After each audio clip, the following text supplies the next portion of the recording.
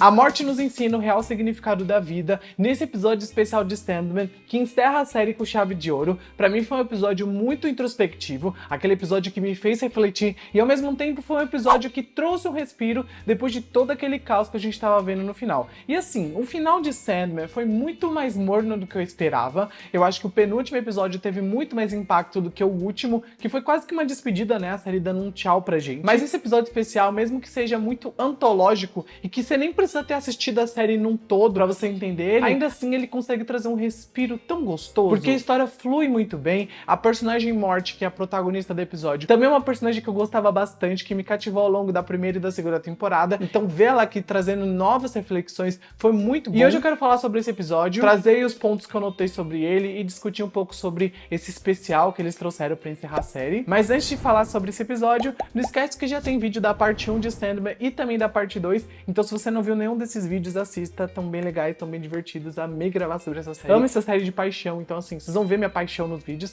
então depois passem lá. Não esquece também de já deixar o like nesse vídeo, se inscrever aqui no canal para próximos conteúdos e séries de filmes, e também me contar aí nos comentários o que vocês acharam desse episódio especial, que eu quero muito saber a opinião de vocês, e vamos falar sobre ele. Basicamente, a trama desse episódio vai mostrar a Morte tirando ali um diazinho de folga. Então, a cada 100 anos, ela tem um dia de folga na Terra para ela se sentir ali humana, ela ter ali meio que o descansinho dela, que ela fica constantemente vagando pelo mundo, pegando almas ali das pessoas que acabaram morrendo. Então um trabalho bem complicado, mas que ela ama fazer. Mas ao mesmo tempo ela também precisa de um descansinho, né? Um diazinho tranquilo. Coisa que ela não encontra aqui, porque ela acaba conhecendo o Saxton, que é um cara de 30 e poucos anos, que tá ali super irritado com o mundo atual. Ele acha que o aquecimento global está acabando com o mundo, as pessoas são maldosas, ninguém gosta dele, ele não se encaixa no mundo que nós vivemos, pipipipopopó. Aqueles dilemas bem bestas que assim, cara, se ele tem 30 e poucos anos, leva uma bofetada na cara dele. E assim, na história original que esse episódio se baseia, que é basicamente uma história de 3 partes, a gente tem o Saxton sendo um garoto de 16 anos, não de 30 e poucos anos, e a gente consegue entender um pouco melhor da dinâmica dele, porque ele é assim, né? Então assim, o episódio não teve tanto tempo pra desenvolver o Saxton e pra colocar muito em palavras do porquê ele é do jeito que ele é. Eles só colocaram basicamente aquela carta de suicídio ele fazendo no começo do episódio, e a gente entendendo que ele ia se matar tomando vários medicamentos. E no começo do episódio, meio que ele é impedido de se matar ali no apartamento pela colega que aparece. Mas depois ele vai ali pra um lugar vazio e ele acaba sofrendo um acidente. Acidente esse que eu jurava que ele tinha morrido ali. Porque é um acidente que aparentemente você olha e pensa, nossa, que esquisito isso, a Morte ainda dando a mão pra ele. Então parece que ele realmente morreu. Mas não, a Morte tava no dia de folga dela, ela acabou meio que esbarrando com ele ali. E os dois acabaram se conectando porque ela leva ele pra casa dela. Casa essa que o universo deu pra ela ali aproveitar esse dia na Terra. Ela vai lá e costura a roupa dele que rasgou e ele pergunta, né, no que ela trabalha, porque ela sabe que ele é um jornalista, e aí ele meio que retruca, e o que você faz? E aí ela fala, eu sou a Morte. Ela nem esconde isso dele, né? É muito engraçado quando ela fala isso, ele fica, opa, como assim? E na história original é um pouco diferente a dinâmica dos dois, porque o Saxton, por ser um garoto, né, um jovem, ele tenta muito entender o lado da Morte, enquanto aqui a gente vê que o Saxton meio que foge da situação quando ela fala que ele é a Morte. Então, tem meio que essa discrepância, mas é muito compreensível se você parar pra pensar que ele é um cara de 30 e poucos anos, jornalista, então ele deve ser muito mais cético e não deve encarar realmente que ela deve ser a Morte. Enquanto um jovem de 16 anos deve pensar, putz, que irado, ou não, sei lá. Então, tem muito essa diferença das duas histórias. Mas eu gostei muito da versão que a Netflix conseguiu trazer aqui na série, porque a Kibi Howell e o Colin Morgan, que são esses dois atores que interpretam aí a Morte e o Saxton, funcionam bem em tela. Eles têm uma química genuína, aquela química que você se conecta com os personagens e você sabe que a dinâmica deles está sendo legal em tela. Então, isso faz o episódio funcionar muito bem, porque a Kirby já é uma atriz que eu gosto desde The Good Place, e aqui não foi diferente, ela conseguiu trazer uma ingenuidade, uma paixão para essa personagem que é a Morte, e ao mesmo tempo ser reflexiva nos momentos necessários. Então ela traz uma leveza, uma calmaria. Eu não sei o que a série faz pra ela ser tão leve, mas mesmo com aquela roupa preta, ainda assim o sorriso dela é muito bom, o sorriso dela me tranquiliza, me traz uma certa paz. Então, eu gosto muito de como a Morte, ela não é tratada como algo ruim aqui na série.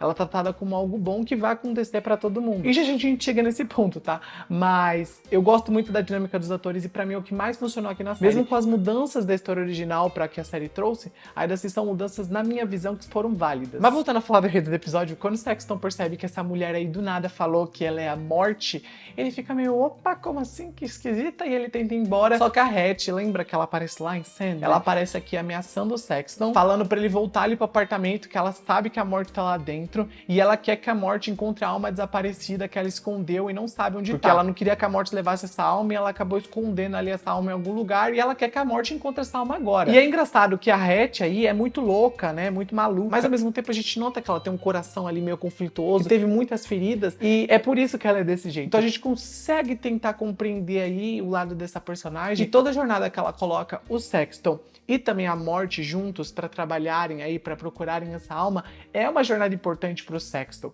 Então nada acontece por acaso aqui. E eu gosto de como a série faz isso acontecer de uma forma interessante, sem parecer forçado. O acaso aqui na série é um acaso funcional, sabe? Então depois desse ultimato que a morte recebe da Hatch, o Sexton fica ao lado da morte para eles dois procurarem o que eles precisam. E a morte ao longo do caminho ensina o Sexton a viver. E eu digo ensina a viver por quê? Porque a morte é sempre vista por todos como algo ruim, como eu mencionei um pouco antes. Mas aqui ela traz tantos dilemas interessantes pro Sexton que ela faz ele aproveitar a vida aos poucos ao longo do episódio. Então os dois ali meio que passeiam de carro, comem juntos, e as pessoas vão dando coisas super de graça ali pra morte, ele fica até assim, umas coisas de graça pra você. E eu também fico assim, né, tipo, se ela tá querendo aproveitar a vida como uma pessoa normal, ela não deveria receber as coisas de graça, mas enfim. Eu acho que as pessoas sentem a paz nela, a paz que ela transmite, fazendo assim, eles se sentirem meio que plenos pra darem coisas de graça pra ela. Mas assim, eles passam toda uma jornada juntos, conversam, dialogam. Ele apresenta a perspectiva dele, daquele lugar pra ela, enquanto ela apresenta a perspectiva dela, como é ser essa entidade perpétua, e ao mesmo tempo como é sempre estar observando todos a todo momento. Então, eles trazem perspectivas diferentes sobre as suas vidas. E a beleza desse episódio, pra mim, tá nessa simplicidade.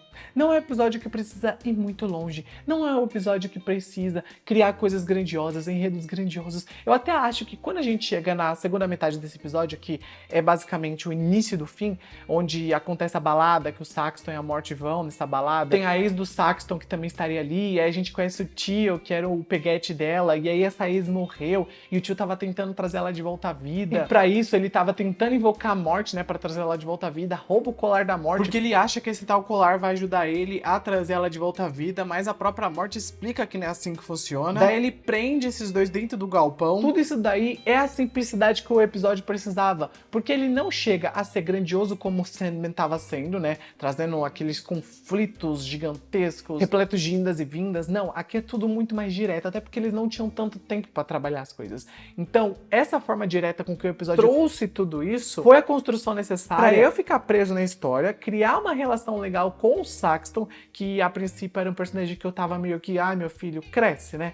Mas depois eu fui meio que olhando pra ele pensando, cara, vai ficar tudo bem, sabe? Eu entendo que você tá com problemas na sua vida, mas nunca é a solução tirar essa própria vida, sabe? Você tem que aproveitar ela da melhor maneira possível. E você vai encontrar um lugar pra aproveitar ela, você vai encontrar pessoas que gostem de você pra aproveitar ela. E ele vai aprendendo isso ao longo do episódio. E a morte é a entidade que traz tudo isso. E a forma simples com que ela traz isso, a leveza com que ela traz isso, até porque o real significado da morte é a gente aproveitar a vida, é a gente curtir a vida, é a gente saber que todos nós vamos morrer algum dia. Então a gente tem que aproveitar o tempo que nós temos aqui. E, assim, eu achei toda essa reflexão fantástica. Porque a jornada da morte com o Sexton aí foi engrandecedora pra ele, né? Além dele ter se aventurado numa balada, ter ficado preso no armazém, ter visto que o tio, que ele tanto falou que era esquisito, na verdade tinha um coração lá no fundo e ele só queria salvar a pessoa que ele gostava, fazendo coisas erradas, mas ele queria salvar essa pessoa. Ainda assim, tudo isso faz com que o Sexton abra os olhos e perceba que ele tem que valorizar a vida. E ele começa a valorizar não só a vida, como as pessoas que estão ao redor dele, como a amiga dele que tava ali do lado e tava dando um apoio pra ele quando necessário, a namorada dessa amiga também, que ele ajuda o relacionamento das duas aí a voltar aos eixos porque elas tinham brigado. E até mesmo ele conhece a Jack na balada, que é uma nerd igual ele. Então, assim, ele tava precisando sair, ele tava precisando conhecer pessoas. Eu acho que a interação que o episódio traz é o grande ponto forte. É isso, nós seres humanos precisamos de interação, precisamos falar com outras pessoas, precisamos nos abrir mais. Porque se a gente ficar preso na nossa própria concha, na nossa própria caixinha, a gente não tem meio que pra onde olhar, perspectivas diferentes, diálogos diferentes, a gente não tem conhecimento bastante pra a gente saber que a vida vale a pena. E por mais que o Sexton fosse jornalista, eu imaginava que ele seria muito mais aberto, mas não, ele é fechado na caixinha dele. E isso é um ponto muito interessante a ser abordado. Não parece, sabe? E no final das contas, o Sexton não teve o dia que ele queria, mas teve o dia que ele precisava. E a Morte, eu digo mesmo, ela não teve o dia que ela queria relaxar e viver como humana, mas ela teve um dia bom, um dia que ela aprendeu também coisas novas com o próprio Sexton.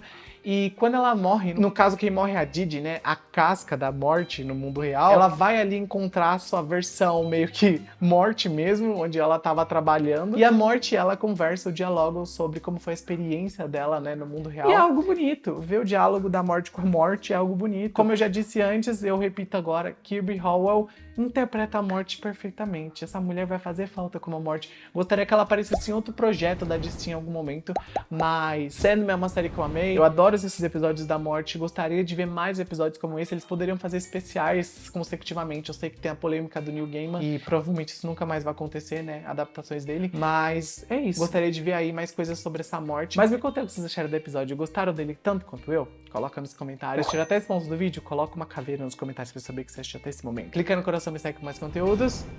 Beijo e tchau.